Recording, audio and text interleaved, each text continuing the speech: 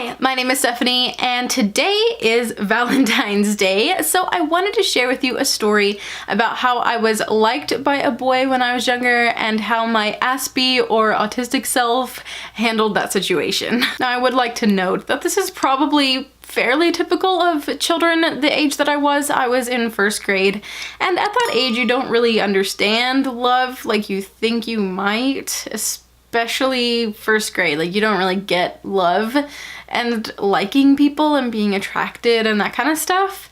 But I have seen this trend as I grew up as well, so it wasn't just like being in first grade.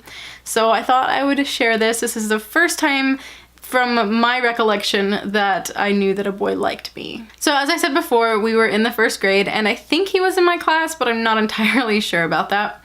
And at that time, like, I understood like boys like girls and girls like boys, and like that's just how things were. But I also thought I was more mature than everyone else, so you know, I wouldn't be boy crazy, and that kind of attitude was me, and much more beyond first grade as well.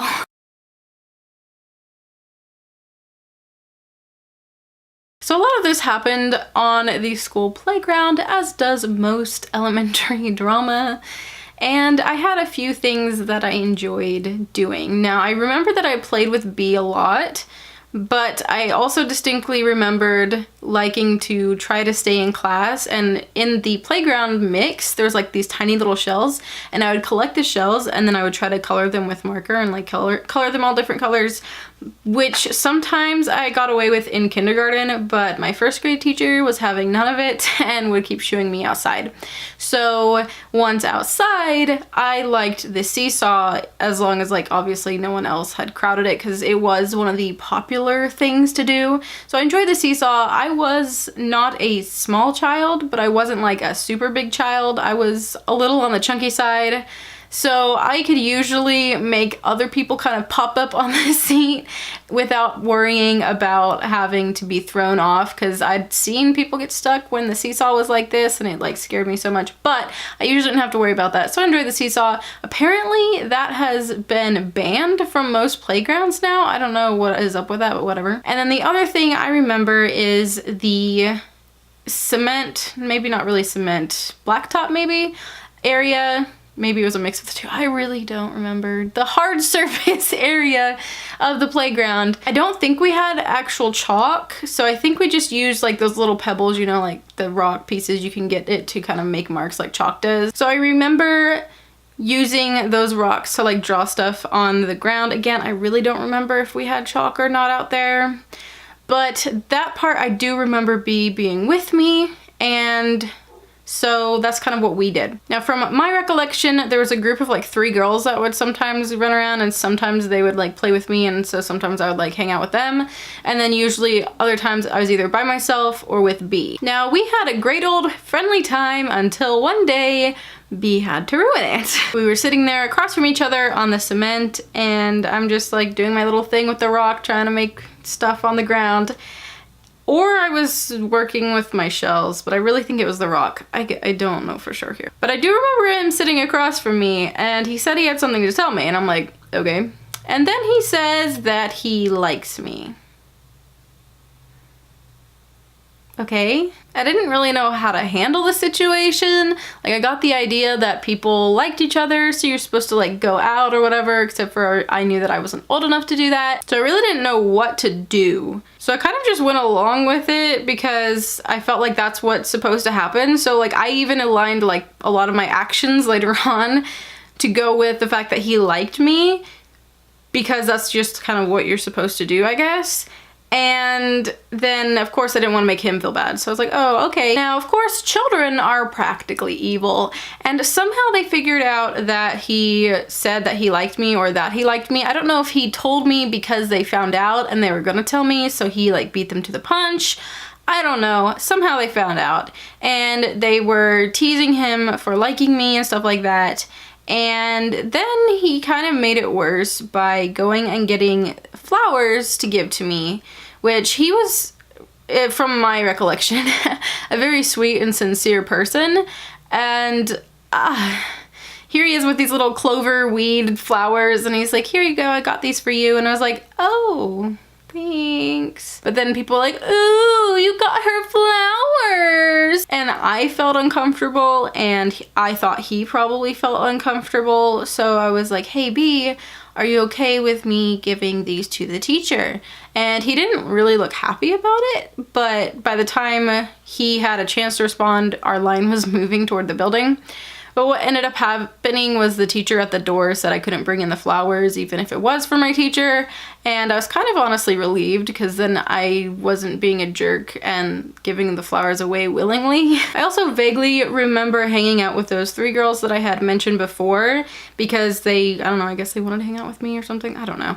And we were going around the playground and I was just kind of more acting like them, and then B was like, hey, do you want to come do this? And I kind of just blew him off and was like, oh no, I want to go do this thing with them. And he's like, you're not really being yourself because you want to go, you know, look at the shells and stuff. Do you want to go do that with me? And I was like, no, I'm gonna go do this with them.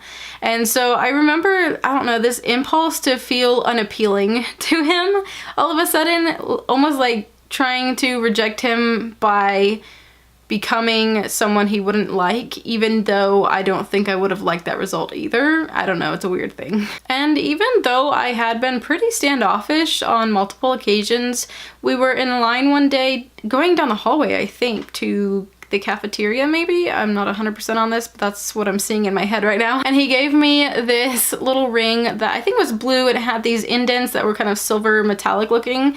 And he, I guess, got it from his dentist appointment the other day.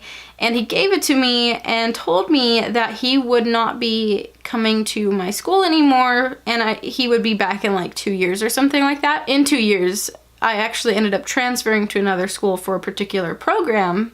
But I would ask my next door neighbor who still went to that school if he knew B or if he heard of a B. Like, I had his whole name memorized so that way I could ask him. My next door neighbor was like, I have no idea who you're talking about.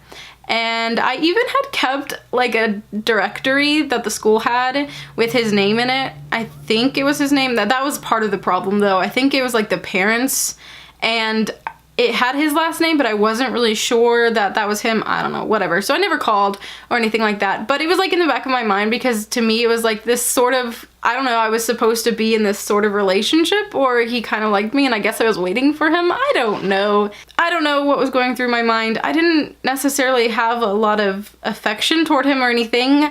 I just felt like that's what I was supposed to do because I guess this guy liked me and he gave me a ring, so I was supposed to like wait for him to come back to my school or something. I don't know. So by the time middle school comes around, I wasn't exactly really thinking a whole lot about it, but one day I was out at the bus area waiting for the buses to come to pick us up from school to take us home, and I don't know if he asked me if I was me or if I asked him if he was B, but we figured out that we were who we were, and so I was like, well, cool, because this person was really genuine and really nice and I really enjoyed them in first grade, and so I figured, well, we're practically friends.